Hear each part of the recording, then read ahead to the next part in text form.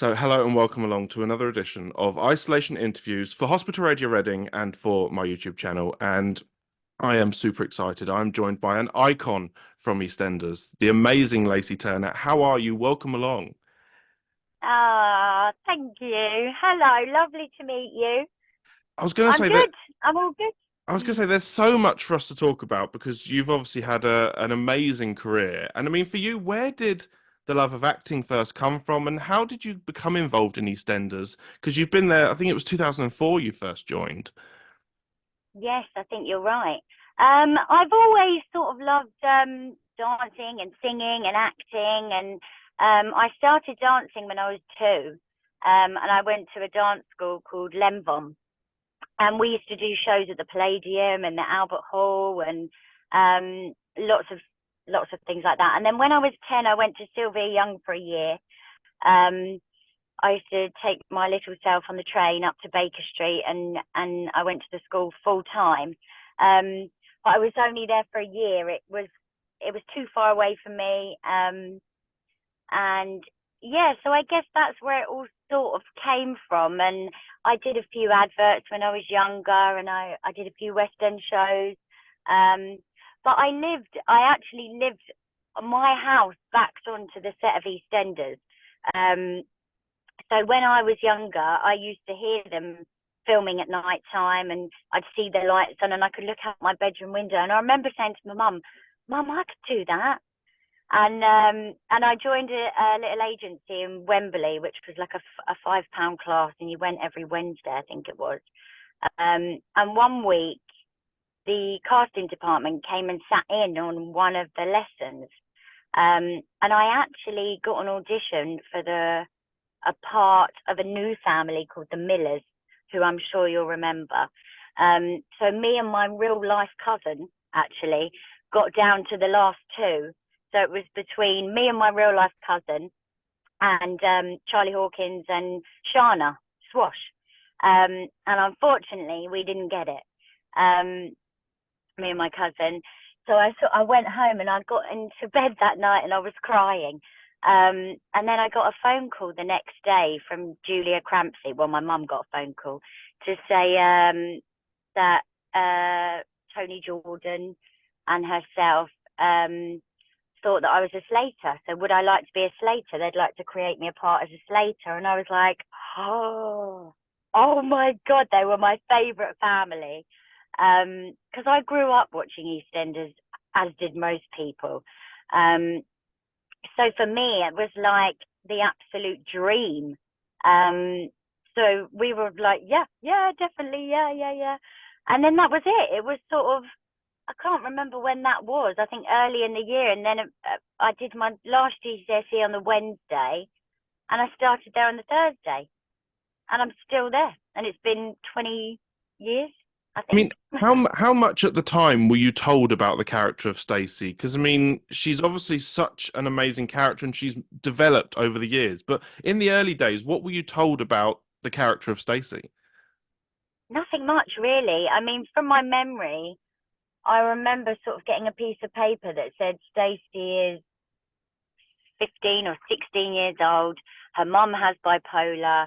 She's being sent to I think on the piece of paper it said funny farm, which was one of my lines. Um, and she's a bit of a bold, brassy young girl. And that was sort of it, really. Um, I still to this day get confused about her relations, what the cousins and the Uncle Charlie and the, because I mean she's always called Mo Nan, but actually Mo's not her nan, I don't think. Um, so yeah, that was it, and then the rest was sort of really left to me and the writers to develop over the years. And obviously, about a year into it, we met Jean, um, which wow, God, I hit the jackpot there. Um, but yeah, that was it. It was quite nice. So I could sort of take little snippets from people I knew in my life to build up this character over the years.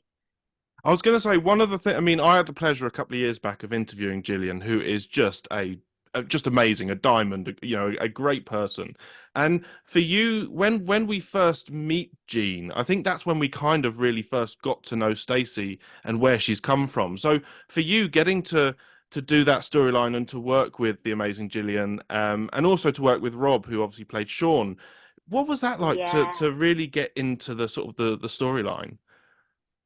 I mean, it was amazing, really.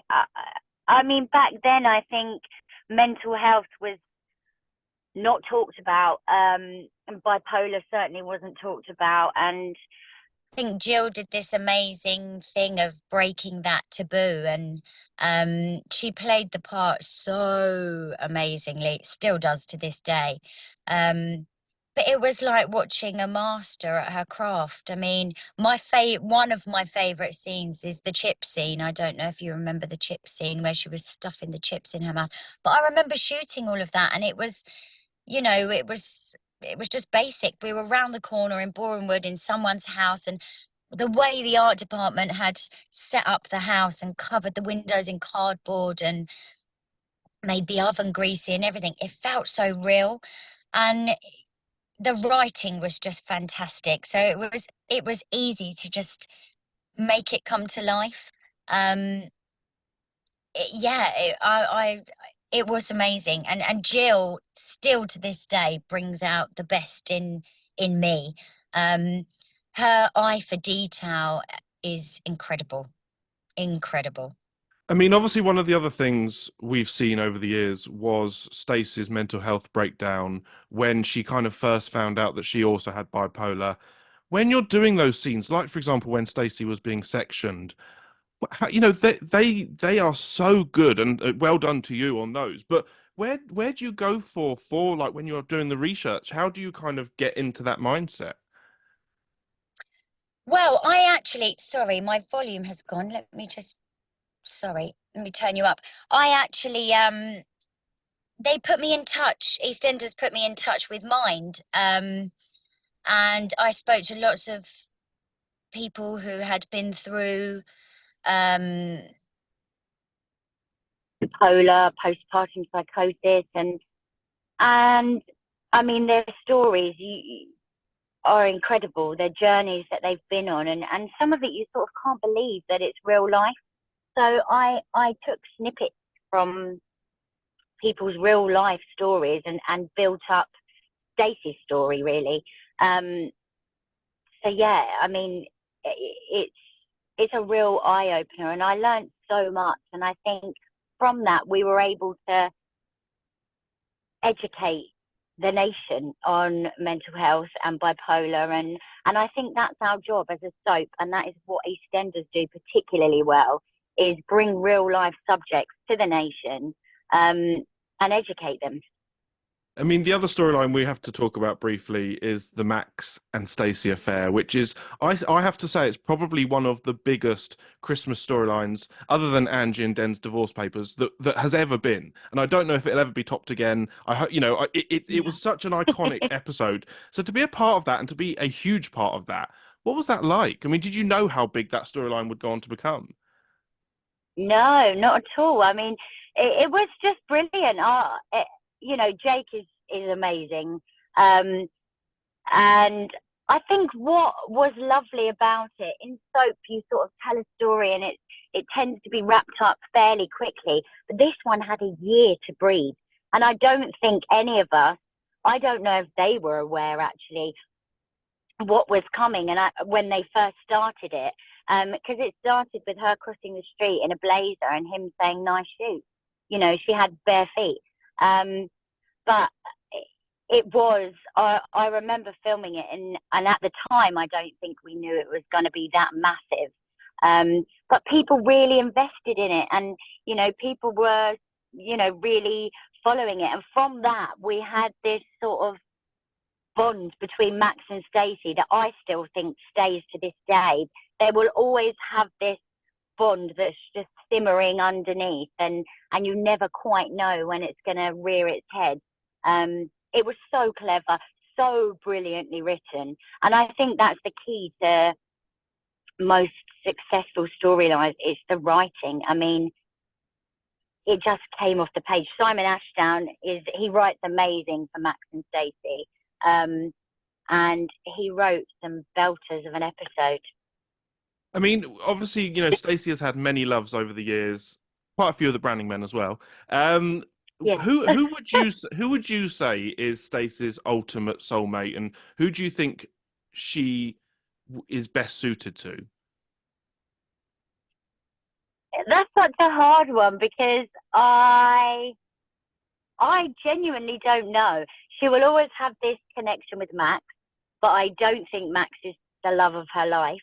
I think he's her weakness. Um, she loved Bradley, but she loved Bradley like a friend.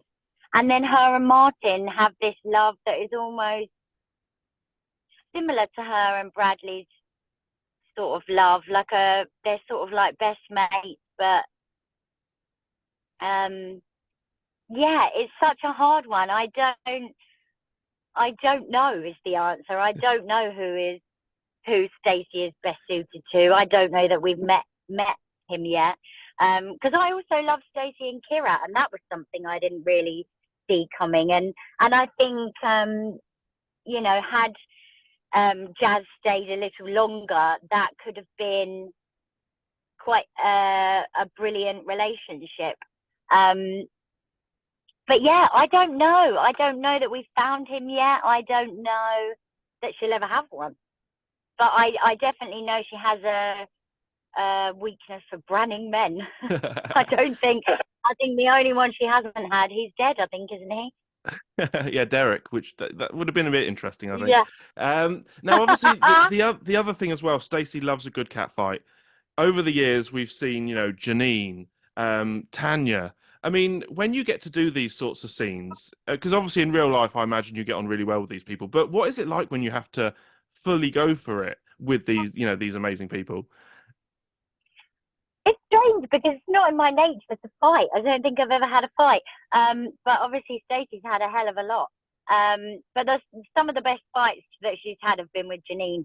But it is strange. I don't know. I guess once you get into it, you just sort of you get this fire in your belly, and when they say cut, you're still shaking and still sort of didn't know you had it in you really.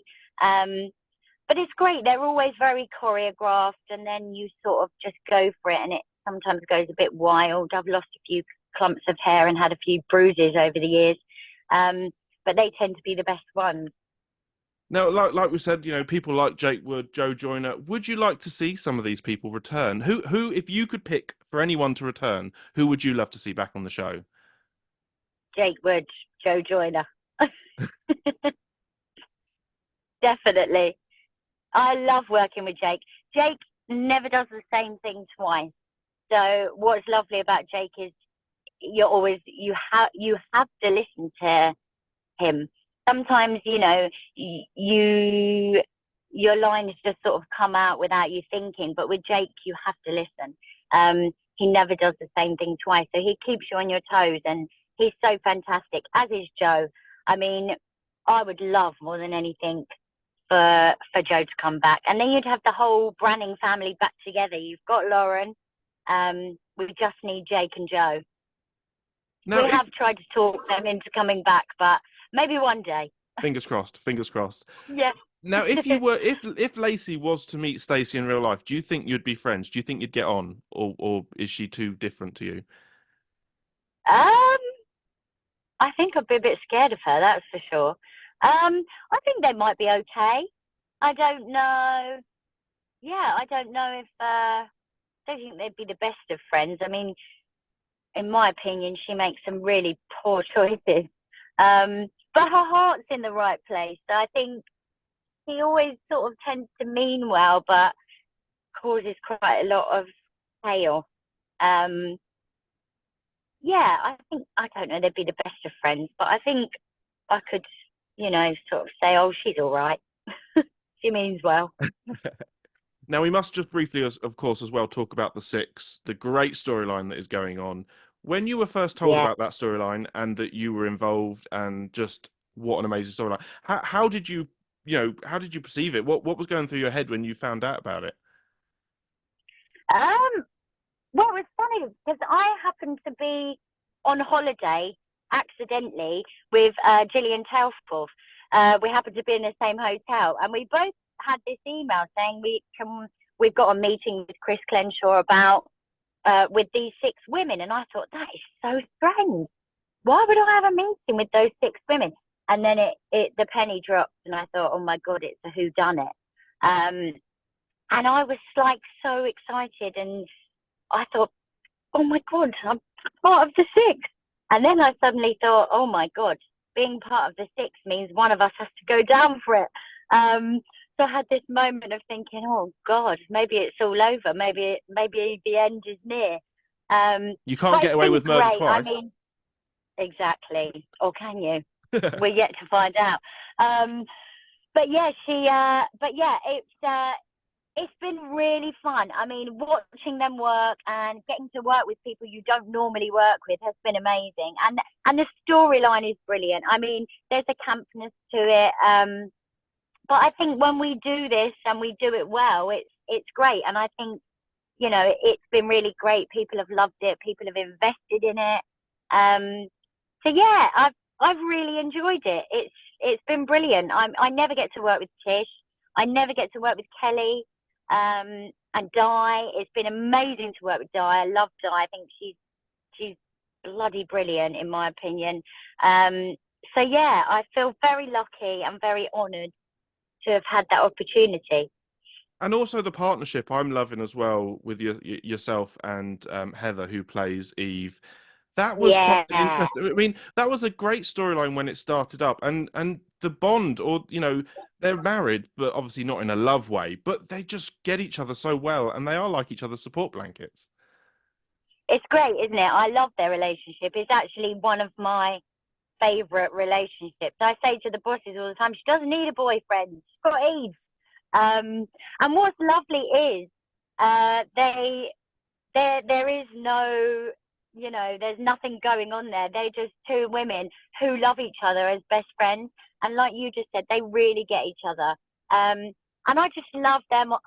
Some of my favourite scenes are just them 2 on the back van, chatting away, laughing. I think that's where the lightness comes in Stacey's life, is being with Eve. And I hope that we get to do that for a long time.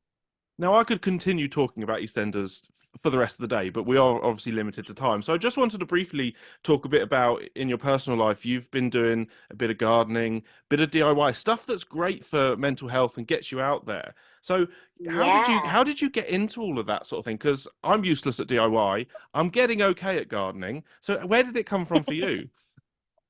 I've always loved making things, even as a child. And then when I was about I guess when I had a car, about 17, I just fell in love with furniture. I love wood, you know. So I used to buy chairs off eBay or go to the Skip and get chairs and sand them back and paint them and cover those seat covers and stuff like that. So I've been doing that for a long, long time.